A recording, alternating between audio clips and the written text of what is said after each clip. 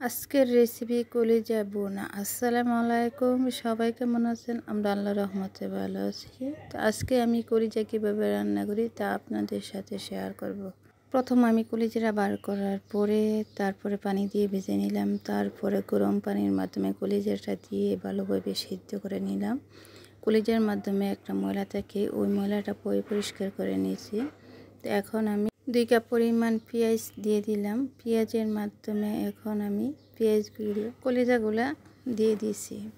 তো এখন আমি কলিজার মাধ্যমে এলাচি, দারচিনি, হলুদ, তারপরে লবণ দিয়ে এখন আমি কলিজাটাকে ভালোভাবে মিক্স করে নেব আর ভাজা করব।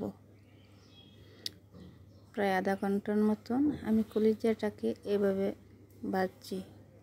ভাজার পরে তারপরে দেখেন অনেক সুন্দর একটা কালার আসছে, ভাজা হয়েছে। এখন আমি আদা আর রসুনটা দিয়ে দিব, দিয়ে আবার ভালোভাবে মিক্স করব। মিক্স করার পরে পরিমাণ মতো আমি সব মশলা এক এক করে দিয়ে দেব। আর আদা রসুনটা ভালোভাবে মিক্স করে নিচ্ছি, ভেজে নিচ্ছি যাতে কোনো গন্ধ না করে। তো এখন আমি একটু পানি দিয়ে দিলাম। এখন এটাকে ভালো করে মিক্স করে নিয়ে আর কষাবো। আর একটু পানি বেশি করে দিয়েছি যাতে এটা ভালোভাবে কষানো হয়।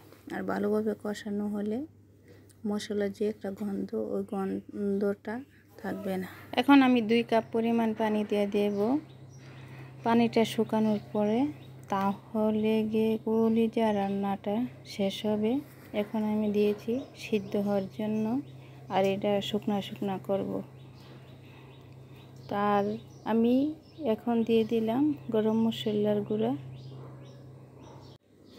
এই তো কলিজাটা একটু ভিজা আছে, আর একটু শুকামো।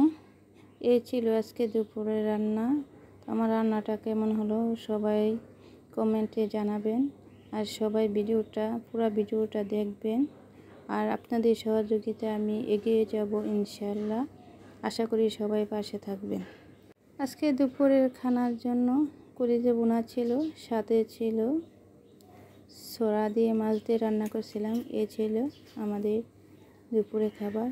সবাই মিলেমিশে দুপুরে খাবার খেলে অন্যরকম একটা শান্তি লাগে, আর খাওয়ার পরও তৃপ্তি লাগে। আর সাথে সকালের নাস্তা ছিল কলিজা, আর সাথে ছিল ডাল।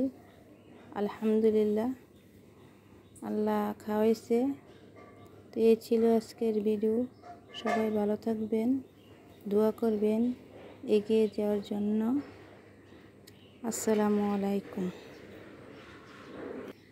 সকালের নাস্তা হচ্ছে সারাদিনের খুঁটি। সকালের নাস্তা ভালোভাবে খেতে পারলে সারাটা দিন এভাবে কেটে যায় আলহামদুলিল্লাহ।